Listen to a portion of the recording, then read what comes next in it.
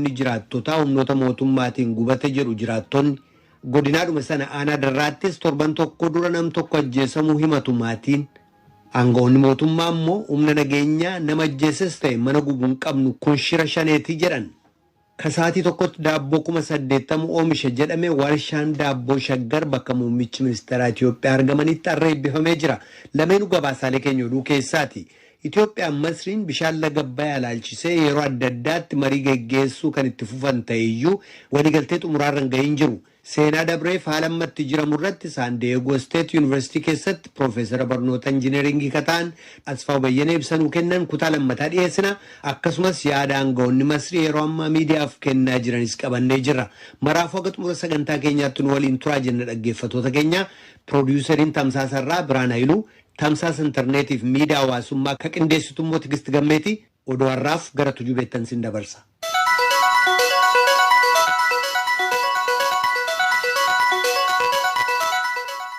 Attabooltan dhaggeeffattoota keenya kana dubbisu antuu jibee horaati.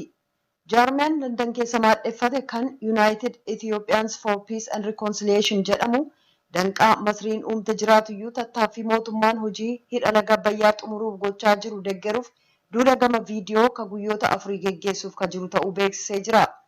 Duulli kun kan fuulleffate addunyaan kaayyoo Itoophiyaan hidha kanaaf hojiiwwan ka biroo hojjetaa jirtu hawaasa addunyaatti beeksisuuf jecha. Barreessaan dhaaba kanaa raadiyoo sagalee Ameerikaaf akka ibsanitti hojiin kun mootummaa Itoophiyaan mirkanuu argatee jira. Kaleessa Eertiraa naannoo Gaashbaarkaa waaltaa namoonni vaayirasii koronaan qabaman jedhamanii shakkaman keessa tursiifaman kan Molqii jedhamu keessatti qorannaa vaayirasii koronaa geggeessameen namni tokko vaayirasichi keessatti argamuusaa ministeerri eegumsa fayyaa Eertiraa beeksisee jira. Namni vaayirasiin kun keessatti argame dhiyeenya Itoophiyaarraa deebi'uun illee beekameera.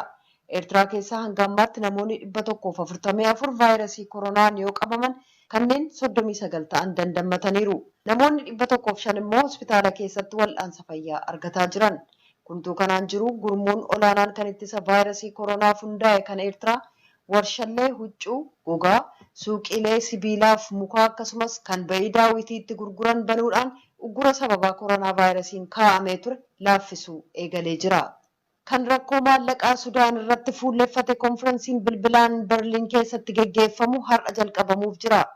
Kan hanqinaaf rakkoolee kan akka weerara vaayirasii koronaan dararamaa jirtu Sudaan rakkoo ishee mudateef waaltaalee maallaqa sadarkaa addunyaa eeggataa jirti. Konferensiin arjoomtoota gamtaa Awurooppaa mootummootaaf Sudaan waliin geggeessan kanarratti biyyoota 40 oltu hirmaata jedhamee eegama. Sudaan erga qabeenyaa boba'aa ishee irra hedduu gama Sudaan kibbaatti citee bara 2011 qabee rakkoo keessa jirti. Rakkoon maallaqaa haaraan ishee mudate immoo sababa liqaa dhaaba gargaarsa maallaqaa addunyaa irra jiru baasuu dadhabdeef jecha. Yuunaayitid Isteetsi bara bulchiinsa Omar Albashir toora shororkeessummaa irratti Sudaaniin tarreessitee turte kaasuun carraa deeggarsa sadarkaa addunyaa akka barbaadduuf daandii saaqeeraafi. Pireezidaantiin Senegaal Maakiil Saal erga nama COVID-19 qabame waliin wal arganii booda of eeggannoof jecha qofaatti of baasanii jiru. Waajjira pireezidaantichaa biraa ibsi kaleessa bahe akka jedhutti Saaliin qoratamanii vaayirasichi keessatti hin argaminuu malee akka doktoroonni gorsan guyyoota 15f qofaatti of baasuuf jiru. Gama biraan seera tumtoota Senegaal keessaa tokko kan ta'an vaayirasii koronaan qabamuu isaanii kan beeksisan Yeeyaan Diyaaloo vaayirasiin kun akka hin facaaneef uummati tarkaanfii kan akka walirraa hiiqinsa hawaasummaa fudhachuu qabaa jedhan.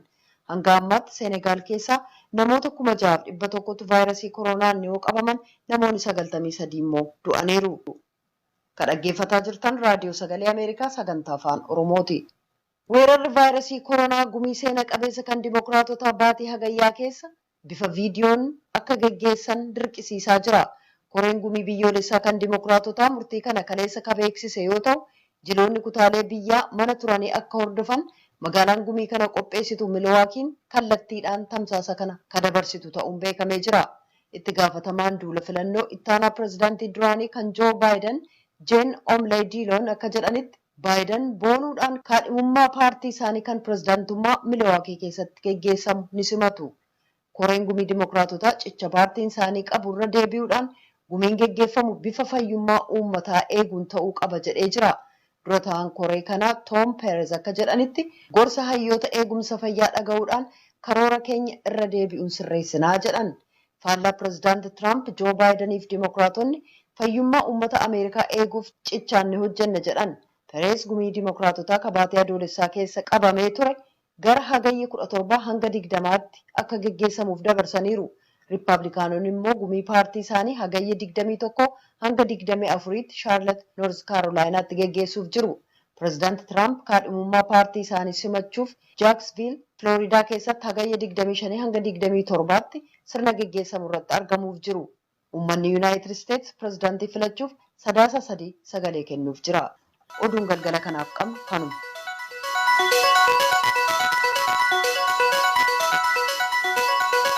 Kadhagaa jirtanas Waashingtan DC irraa akka dabru raadiyoo sagalee Ameerikaa sagantaa afaan Oromooti.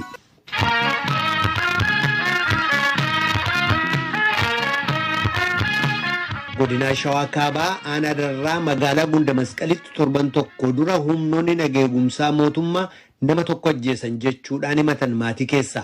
Itti gaafatamaan poolisii magaalaa Gunda Masqal immoo dhimma ajjechaa kanaa qoratamaa jira jedhu. Gama biraatiin godinaadhuma Shawaa Kaabaa aanaa Dagam ganda Alii Dooroo jedhamuun beekamtu keessatti humnoonni nageegumsaa mootummaa mana jireenyaa qonnaan bulaa tokko guban jechuudhaan maatii keessaa himatanii jiru.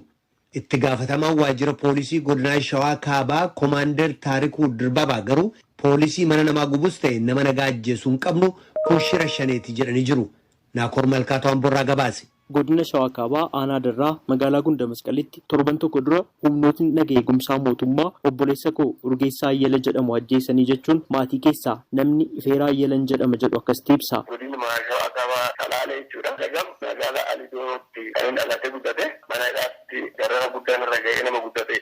Yeroo kanas qabsoodhuma uummata Oromoo gaggeessaa ture keessatti hirmaatte jedhanii kan isaan qabaa turani. Amma erga sirni darbee sirni ammaa aanutti dhufee erga irra deddeebiidhaaf mana hojii dhuunfaasaatti qabanii butanii mana hidhaatti darbataa mana hidhaatti makaraarsaa aanaa qabee amma godinatti hidhamaa ture irra darbee tollaayetti jeessa hidhamee asbii amma irra deebi'anii mana hidhaatti darbatan qaban tollaayeen booda marsaa lama darbanii kanarra midhaan kun kan inni qabu ijoollee lama xixiqqaa waggaa 5 gadi qabu ijoollee lamaaniyyuu ijoollee koo nan lubbuudhaan jiraatee guddifate naa wayya jechuudhaan hojii humnaa hojjechuuf bakka sanaa biyya sanii ka'ee deeme magaalaa isaa irraas ka'ee sokkee aanaa darraa bakka jedhamu magaalaa Gunda Masqalitti hojii humnaa wayya eegale aanaa darraatti itti argatanii jaa kana maqaa isaatti waamanii otoo inni mana hojii sanii bahee mana bunaa taa'ee jiru guyyaa 3 ji'a 10 bara 2012 akka lakkoofsa warra Itoophiyaa kanatti sa'aatii 8tti humni poolisii humna addaa poolisii Oromiyaa jedhamu kun qabanii deemanii mana adabaa akka nama galchuutti fuudhatanii sokkanitti gaafa guyyaa 4 du'aa isaa turufatti arga ajjeefamee gatame hospitaalatti isa kafananii sana booda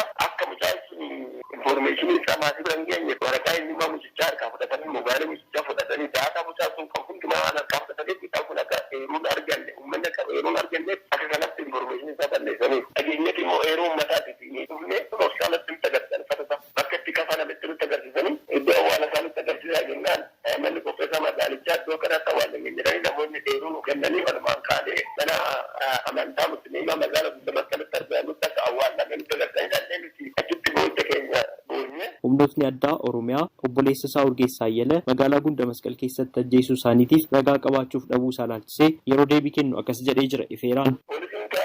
Nama igaafa qabee mana adabaatti nama gaafata amma akka seera biyya kanaatti kanuma raawwatamuu qaba. Sana adabaa galaatti beekna garuu inni qabame isaa saddeetti qabame halkan ba'ee gaafame du'aa isaatti waan argamu. Mootummaan kun nageenya biyya kanaa kabachiisuuf seera biyya kanaa kabachiisuuf seera cabsuu hin qabu. Namni tokko yakka hojjetee jennaan seeratti dhiyaatu qaba. Ani ilaalcha addaa qabaachuu hin danda'a. Noormaali isaan deeggaruu dhiisuu hin danda'an akka nama dhuunfaatti jechuudha. Garuu sababa kanaaf ani dararamuu qabu, ani ajjeefamuu qabu, ani ari'atamuu qabu. Itti gaafatamaan waajjira poolisii bulchiinsa magaalaa Gunda Masqal Komaander Geetaachoo dhimma kana irratti gaafatamanii yeroo deebii kennanitti ajjechaa jedhamee wajjin wal qabatee dhimmisaa qorannoo irra waan jiruuf deebii kennuudhaaf eeyyamamoo akka hin taane kan isaan dubbatan. Gama biraatiin godinuma Shawaa Kaabaa aanaa Dagam ganda Alii Dooroo jedhamuun beekamu keessatti humnootni nageegumsaa mootummaa dilbata darbe mana qonnaan bulaa maanguddoo umuriin isaanii waggaa 70 ta'ee guban jechuun maatii keessaa ilma isaaniiti kan jedhu Gadaa Siyyuum akkasitti dubbata. Ilma keessantuu bosona jiraa isa fidaa'edha. Ilmi keenya kun kun immoo eessa yoo akka jiru maal yoo akka jiru hin beeknu akka waan makaanii barsiifannee barnoota ergannee jirran gara hin deebi'an daarekshinii inni jiru waan hin beekne bakka tokko yoo nuuf faayineessaa dhalaare ganama isaa 12 ture baazariin koo loon gadi yaase marga waan gaafa nyaachisuuf taa'umni gadi baasanii gadi maatii gadi baasanii sanboodha manatti bakka manatti qabsiisan lakkii maalootu isaan keessa yommuu sabboon sun jiru lakkii jari kunumaan beekanuutu waliin kan kun itti qabsiisanii gubanii ta'e lakkoofsa naannoo soddomaa hin ta'u akka namni tokko mirmatee irraa dhaamsine bira dhaabbatanii amma inni gubatee dhumutti meeshaaleen keessa jiru akka gubatanii amma dhumanitti bira dhaabbatanii amma inni gubatee dhumutti lubbuu mallee baafanna jedhanii keessa fiigaa tura amma akka inni jiru hin Manni kan gubataa jiru humnoota nageegumsaa mootummaa qofaan osoo hin taane shiftoota naannoo sanatti socho'anii ni jedha. Dargaggoon sababa yaaddoo nageenyaan qabuuf maqaa koo himuu jechuun dubbatu tokko. Waa'ee lubbubaatota sanii odeeffannoo namni kenne warri lubbubaatotaa kun halkan deebi'anii irra deebi'anii qonnaan bulaa qaama hidhataa ganda hidhataa ta'ee ta'uun qaama nageenya wajjin sochii akkasii gujullee fa'aa ta'ee jechuun nageenya kabachiisu warra mootummaa wajjin imalu namoota san barbaadee meeshaa irraa fuudhee maatii isaanii fa'aa gidirsaa jiru. Guyyaa immoo qaamni mootummaa warra shiftoota sanii warra hin qallabdan jedhu immoo jara sanii akka dararraa jirudha. Odeeffannoo ani qabu. Ammaa hidhataa waraana bilisummaa Oromoo hin jiru. Yaa odeeffannoo yaada isaan jabili hin taane jira malee shiftootuma yaa lubbubaatota. Bulchaan bulchiinsa aanaa Dagam obbo Geetuu Tafarii dhimma kana irratti gaafatamanii yommuu deebii kennan akkas jedhan. Qulqulleessuu jira. Qaamni nageenyaa kun yeroo gadi bobba'u mana nama gubuudhaaf gadi bobba'u poolisiin kan qaamaa baasate malee kan diinatii miti. Diina uummata irraa dhorkuu gadi bobba'a. Ammatti akka haala qabatamaa nageenyatiin hidhatee kan socho'u abbaa shanidha. Warra bosona keessarra jechuudha. Isaantu socho'a. Baay'ee nama lubbuu baasaa looni. Kanaaf caasaa qaama nageenyaa keenya wajjin kan wal qabatu miti. Garuu namoonni yeroo maatii gaafannu kan nu jalaa gubee humna addaa Oromiyaatiif isaanii sadda baasnee beeknaa jedhu. Qaamni kunis kan uffachaa jiru uffatuma qaama nageenyaa fakkaata. Qonnaan bulaan kun yeroo itti dhiyaatee gaafattu keessatti uffata akkanaatu uffatanidha. Gaafa itti dhiyaatee torii kana geessu kanarraa adda illee gaafa itti kaasu jira jechuudha. Kanaaf qaamni kunis yaa beekama. Qaama nageenyaa fakkaachuudhaan maaliif gubu? Uummataaf mootummaa walitti buusuudhaaf.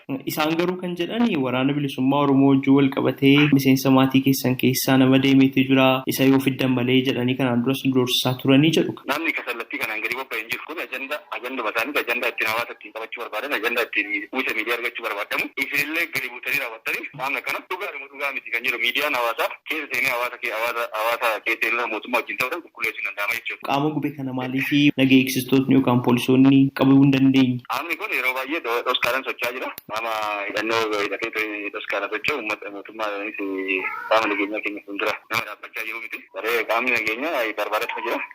Erga kan jalaa gubees qaama bosona jiru jettanii miseensota maatii isaanii immoo maaliif jalaa hiitan namoonni 30 ta'an naannoo sanatti hidhamanii jiru jedhan.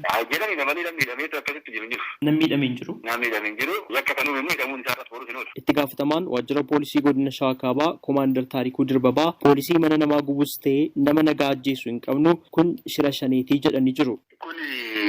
Gochuma shira shaneen xaxu malee miseensa nageenya kabachiisu nageenya uummata kabachiisa malee humna nageenya kabachiistuu mana qotee bulaa gubuu arganes nageenyes hin deemu humna akkasiis hin gaggeessinu yeroo shaneen karaa ba'uuf karaa galu yeroo dhabu shira kana xaxee uummataati nagaa eegsistuu mootummaa kana nagaa eegsistuu mootummaa miti baay'ee nagaa eegsistuu uummataati. Kanaaf kana walitti buusuudhaaf shira xaxamu malee gabaasa akkasiis hin jiru. Taksisii irratti abbaan barbaade inuma haasa'a yeroo wanti qabatamaa lafa jiru poolisii mana qotee bulaa gubuu hin qabnus hin oomishinus mootummaanis hin oomishu nama akkasii. Qaama nageenyaa keessan bakka sanatti bobbaastanii wanti adda baafachuudhaaf yaaltan jiraas. Maaliif gubate kan jedhamu kuni mana citaa gubate jedhama. Kanaaf immoo akka qulqulleessan gareen ijaaramee akka qoratu godhamaa jira. Qulqullaa'aa jira gareen ijaaramee. Kan biraan torbanuma darbe keessaa namni tokko lubbuun isaa darbuudha kan himamee jiru dargaggeessa Urgeessaa Ayyalaa jedhamu qaama hidhatee socho'uu deeggera jedhamuudhaan jedhaniiti kan isaan maatii keessaa kaasanii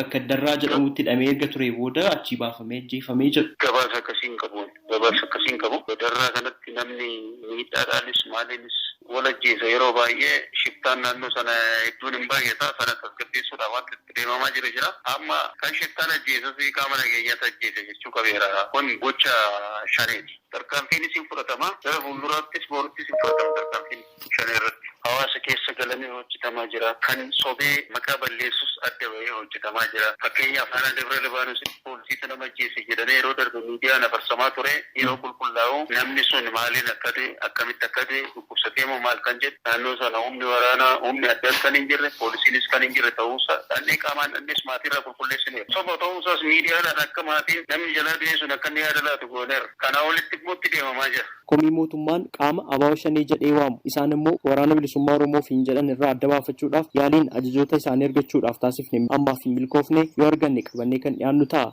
Komiiwwan akkasii gama kaaba Oromiyaatti kan barataman ta'uudha baatanis Oromiyaa lixaa fi Oromiyaa kibba lixaa keessatti qaamota hidhatanii socho'an waraana bilisummaa Oromoo fi jedhanii fi mootummaan ABO shanee jedhee waamuu fi humnoota nagaa eegumsaa mootummaa jidduutti waldhabdee waggoottan lamaan darban keessatti mudataa tureen jiruuf jireenyi namoota naannicha keessa jiraatanii rakkoo hammaataadhaaf saaxilamuu gabaafamaa turee jira. Rakkoon mootummaaf riphee loltootaa akka furmaata argatuuf tattaaffiiwwan garaagaraa taasifamaa turanis hanga ammaatti hin milkoofne. Humnoota nagaa eegumsaa mootummaarraan kan hafe qaamota hidhatanii socho'an kanneen biroo irratti mootummaan tarkaanfii akka fudhatu yeroo garaagaraattis ibsa baasaa turee jira. Raadiyoo Sagalee Ameerikaaf Naakoor Malkaa Amborraa.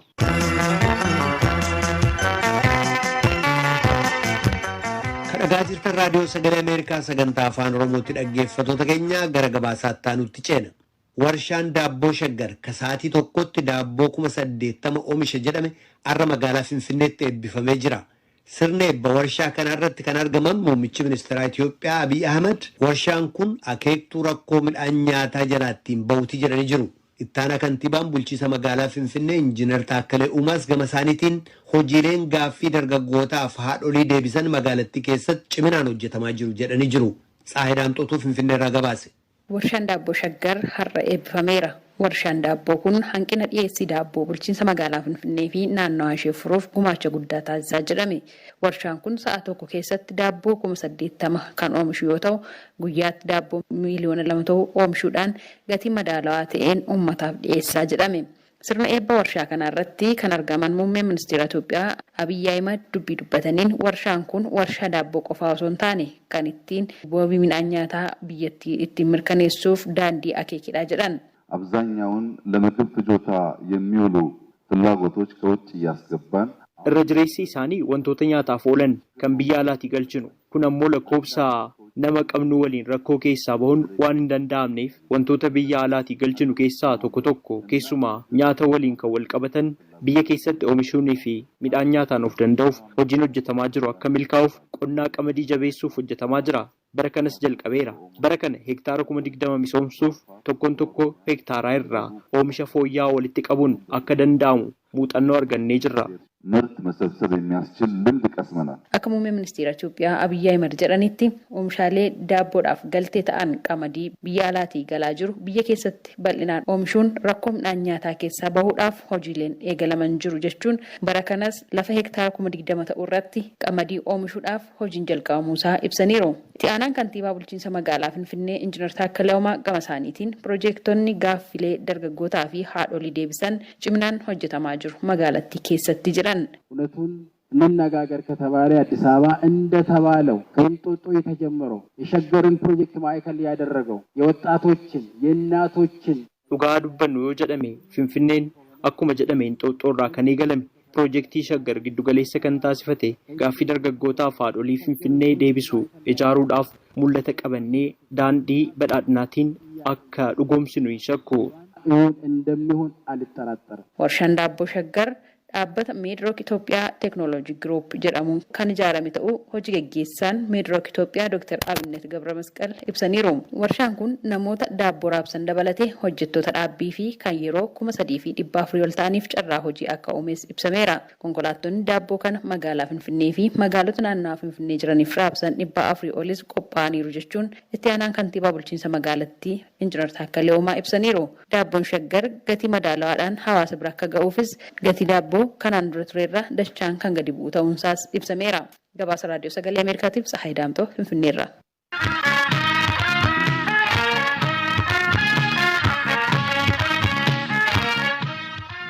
Kadhagaa jirtan as Waashingtan DC irraa kadabru Raadiyoo Sagalee Ameerikaa sagantaa afaan Oromootti dhaggeeffattoota keenya gara qophiittaa nutti ceena.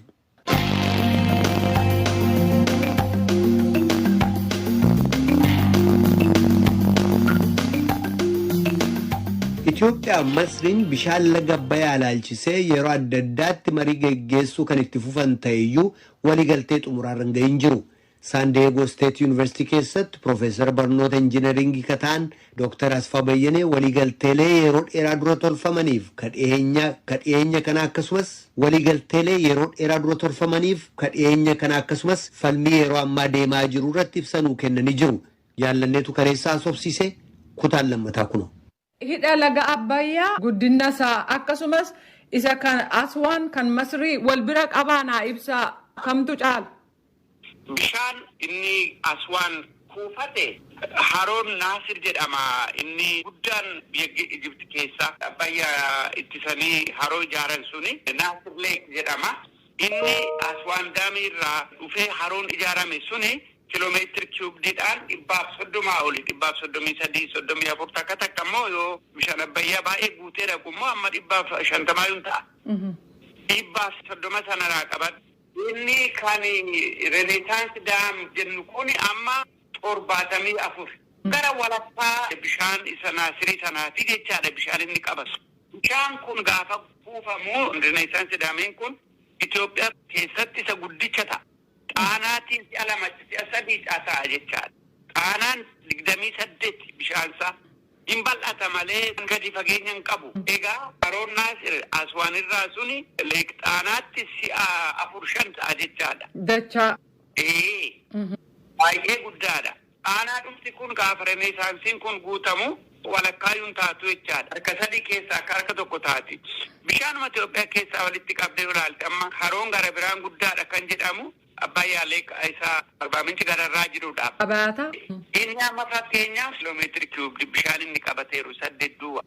Kanaafi giddibichi 74 kan Abbayyaa kan Naasir immoo 130. Kanaafi warri Gibsi bishaan baay'ee kuufatanii qabu jechaadha. Nuti bishaan kuufanne hin qabnu. Amma yoonaatti xaanaa sanayyuu suma waaqti laateedha malee Abbayyaan sunis suma waaqti laateedha malee bishaan giddibiidhaan kuufame baay'ee xixiqqoodha. Isaanuu immoo humnaafi malee akka leek Naasir kan Aswaan sana masnoodhaaf miti. Isaan jallisiidhaaf gargaaramu Aswaaniin. Giddibi akkasii gaafa jaartu waan lamarraa godhachuu dandeessa yoo dandeessaa sii mijaa'aa ta'e humna irraa argachuu dandeessa masnoodhaafis ittiin dhimma ba'uu dandeessa. Inni kan Itoophiyaa kun iddeensaa masnoo amma kanaatti hin tolu. Humnumaa fidatti fakkaata humnumaa fida ijaarame. Madda elektiriikii jechuu keessan. Egaa amma inni Aswaaniin itti gargaaramanii isaaniin darbee waan deemu qabaa? Darbee kan dhaqee Mediteraan seenu baay'ee xiqqoodha. Maaliif baay'ee isaa achumatti hambifatu masnoo adda addaattiin godhaa jiraatanii. Amma immoo bishaan kana tokko takka dabarsaniyyuu gara warra Middle Eastitti bishaan gama gara Israa'elittis gurguruudhaaf fedhii qabu kan jedhu baay'ee dubbisna. Gara United Nationitti waraqaa qorannoo yookiin waan akkasii waan dhiyeessitan qabdu? Waggaa 5 dura Jenevaa deemee affeeramee achitti dhiyeesseera. Karaa lamaanuu namni karaa embaasii Itoophiyaa jechaadha. Karaa warra Gibxees achirra turanii kan dubbadhe dhaga'uudha. Yeroo sana kan hin jedhe keessaa tokko yeroon itti guutamu dafee murtaa'uu qabaa kan rakkoo adda karoo fiduu danda'u isadha jedheen waggaa 7 dura kan akka yaadaatti dhiyeesse tokko anadha. Kanammoo kan inni irraa ka'ee fi sababa adda addaan qabaa kanadan dhiyeesse ture. Yeroo sana waan guddaa ta'ee kan inni itti mul'ate ammas waan guddaa rakkoo fidaa kan jiru yeroodhuma guuttaa isaati. Yaada araaraa kan ta'u maaltu ta'a jettanii yaaddu? Araaraa kan ta'u ani akkuma duraan dhiyeesse waggaan 7 hammina hin qabu. Waan inni waggaa 7 jedhee fi Aswaan mataansaa bishaan guddichi kan Renesaansitti si'a 2 ta'u waggaa 4 fi 5 gidduutti guutan. Maroo kan jedhamu warri Sudaanis waggaa tokkotti kiiloomeetirii kiiyuubd 12 walakkaa kutaniiti guutan. Kan Renesaansiin kun waggaa 7tti parsantii 13 irraa mura. Kana inuma danda'u Sudaanis warri Ijiptis jedheedhuman yaada kenne amma kan haasa'amuu qabu yoo bokkaan caame maaltu dhufaa isa jedhudha. Kanaaf yaadni koo rakkoon akkasii waaqarraa dhufaa namatu ajaja miti. Kanaaf biyyooleen hundi dhibee sana rakkoo achirraa waaqarraa dhufu sana wal qixxee hirmaachuu qabuun jedha. bishaan Abbayyaa fakkeenyaaf parsantiin 15 qate Sudaanis kan Ijiptis kan Itoophiyaas inni kun ammasaa dhabu inni kun ammasaa dhabu inni kun ammasaa hir'isu jedhanii waliigaluun barbaachisaadha kan Waaqayyo fide Itoophiyaa duwwaa kophaashee waan fudhattuuf hin jiru yookiin rakkoonsaa hundimmoo Gibxitti jalaa Gibxi yoo darbatame sirriin ta'u kun immoo dhufuu dhiisuu danda'a waggaa 7 keessatti. Kana deebiin dhufuu yoo dhufe immoo akkas goona jedhanii haasa'uun barbaachisaadha. Dubbii waraanaa rukutanii saayikooloojii doorsisuu walitti fidan miti. Kuni waanuma temporariidha waggaa 7 keessatti namni walitti haasa'ee karaa lamaanuu karaa sadanuu waliigaluu hin danda'ama jedheeni. Dr. Asfaaw Bayyana Saandeegoo State University irraa ibsa bal'aanuu kennaniif hedduu galateeffannaa. Waa'ee dhimma kanaa Masriin maal jechaa jirti? Waamicha Sudaan biraa dhiyaatee fi taajjabdoonni gamtaa Awurooppaa fi gamtaa Afrikaa hirmaachiseen gara jalqaba baatii kanaatti Itoophiyaa fi Masrii gidduutti mariin itti fufee jira. Dubbi himaan ministirii qabeenya bishaanii fi jallisii kan Masrii Mohaammed Al-Sabee akka jedhanitti marii gaggeeffame kanarratti waan haaraan ni argama jedhee hin eeguu jedhan. Ibsa pireesii baasaniinis kun hundumtuu ka dhufe Itoophiyaan yaada ishee irratti cichuu isheen akka ta'e walga'ii ministeerota qabeenya bishaanii ka biyyootii sadeen irratti mul'ateera jedhu. Aangawaan Masrii kan eenyummaan isaanii akka hin ibsamne gaafatan immoo marii marsaa ammaa kanaan hidhi Abbayyaa yoom guutamuu akka qabu kan ilaaleen fooyya'insi argame jira jedhu. Garuu biyyoonni lameen hegeree hidha laga Abbayyaa kan ilaaleen kana malees yoo caamni dhaqqabe bishaan kun attamitti guutamuu akka qabu akkasumas falmii uumame furuuf caasaa gargaaru lafa kaa'uu hin dandeenye. Aangawoonni Masrii akka jedhanitti waliigalteen kamiyyuu tolfamu seerattiin bulmaataa qabaachuu qaba. Kunis yeroo caamni mudatu bishaan attamitti guutamuu akka qabu lafa madda bishaanii laga Abbayyaa kanarratti misooma gara fuulduraa gaggeeffamu irratti daangaa kaa'amuu qabaa jettee jirti Masriin. Masriin hanqina bishaanii kan kiubik meetira biliyoona 25 waan hin qabuuf jecha hidhi ijaarame kun sodaa dhaabbataadha jetteetti. Gama kaaniin baatii darbe ministiriin haajaa alaa Masrii Saameh Shukrii pirezidaantii gola naga eegumsaa kan tokkummaa mootummootaaf akka ibsanitti haalli amma jiru kun nagaa fi nageenya kutaa sanaa irratti sodaa guddaa ta'uu malaa jedhan. Duraan ministiriin qabeenya bishaanii Masrii ka turan Mohaammed Alaam VOA'f akka ibsanitti Egypt is scared of on the water security issue. Masriin uummata ishee miliyoona 100 caaluuf bishaan gahaa argachuu danda'uu isheetu sodaatti uumee jira.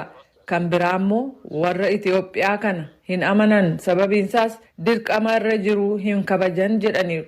Alaam itti fufanis Itoophiyaan waliigaltee tokkorratuu hin ga'iin bishaan guutuu jalqabdi taanaan Masriin fedhii uummata ishee kabachiisuuf jecha tarkaanfii haaloo fudhachuuf dirqamtii jedhaniiru. Gaazexaan Masrii Al-Ahraam marsariitii ofiirratti har'a akka gabaasetti Sudaan xalayaa har'a gola naga eegumsaa kan tokkummaa mootummootaatti ergiteen Itoophiyaan waliigaltee tokkorratuu hin ga'amin hidha laga Abbayyaa bishaan guutuuf yaaduun akkaan yaaddessaa ta'uu ibsitee jirti.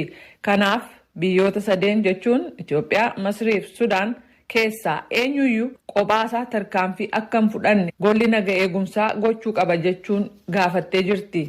Dhaggeeffatoota keenyaa hidha laga Abbayyaaf falmii jiru laalchisee gaaffiif deebii dhiyeesse kanumaan nan xumuraa an jaallannee gammadaati nagaatti.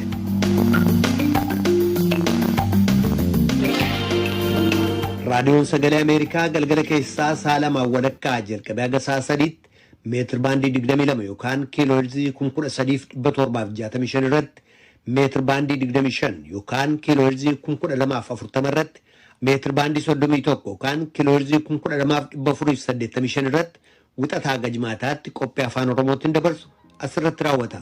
Qophii booruutiin walitti deebina dhaggeeffatoota keenya nagaatti bulaa. Amma sagantaa afaan amaaraatu itti fufa.